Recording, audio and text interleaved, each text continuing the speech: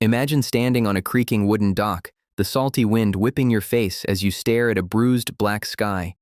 Out in the churning water, your ship is pitching violently against massive waves. Inside the wooden hull of that vessel is your entire life. It carries fine silk, heavy amphorae of olive oil, and exotic goods that took you a decade of brutal labor to afford. If that ship makes it across the sea, you become one of the wealthiest people in your city. But if that wood cracks and the dark water swallows your cargo, you are ruined. In the ancient world, you and your family would literally be sold into slavery to pay off your massive debts. You have absolutely zero control over the outcome. You can only stand on the dock, white-knuckled, praying the storm passes. This was the agonizing reality for thousands of merchants throughout antiquity. Moving goods across the world was the fastest way to build an empire, but it carried an apocalyptic level of financial risk. You could be the smartest trader alive, meticulously negotiating the best prices, but a single rogue wave or a band of pirates could erase generations of wealth in 10 minutes. Saving money was not enough to solve this problem. You couldn't just build a standard emergency fund to replace an entire merchant fleet. People quickly realized that if they wanted to build lasting generational wealth, they needed to invent an invisible financial safety net. The foundational blueprint for this safety net actually started with an ancient Greek philosopher named Thales of Miletus. Tired of being mocked for being a brilliant but impoverished thinker, he decided to prove that understanding risk was the ultimate path to wealth. Using his knowledge of weather patterns, he predicted a record-breaking olive harvest. Instead of buying land, he went to local olive press owners during the dead of winter and offered them a small, non-refundable cash fee. In exchange, he secured the exclusive right to use their presses when the harvest finally arrived.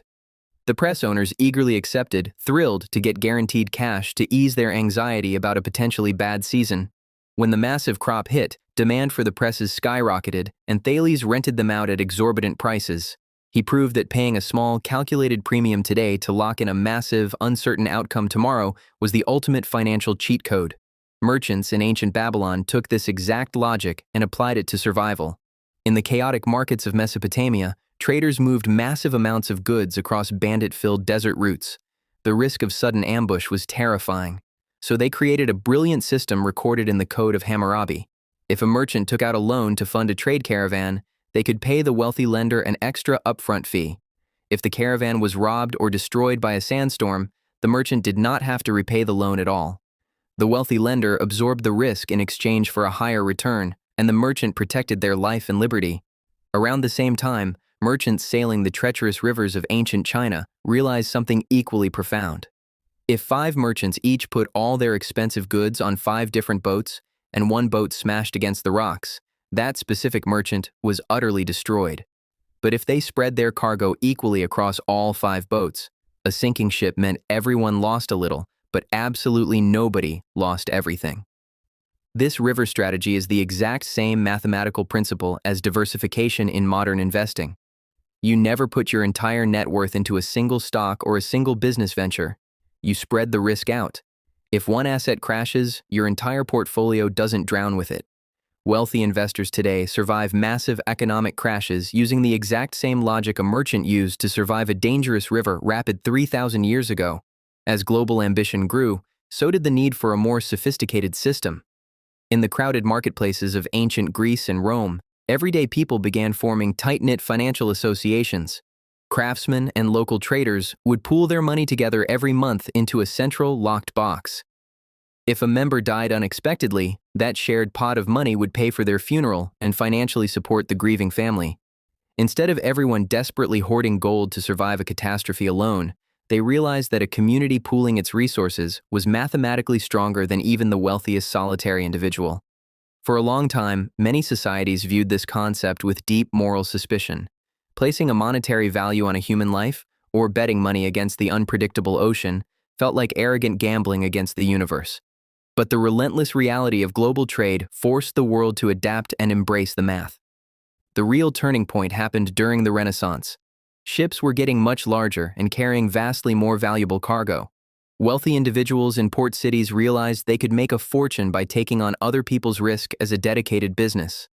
The merchant would pay a small, non-refundable fraction of the ship's total value up front.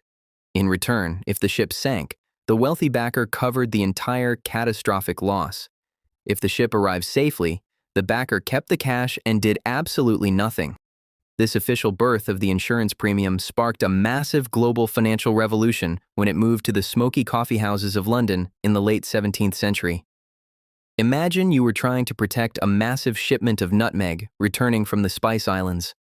Nutmeg was a miracle commodity, literally worth its weight in gold, and a single successful voyage could buy you a massive estate. But getting it back meant surviving scurvy, brutal hurricanes, and rival armadas.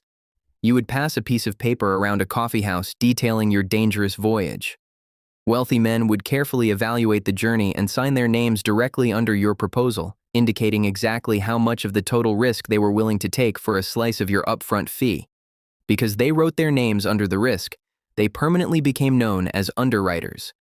This is where the complex math of probability changed the financial world forever.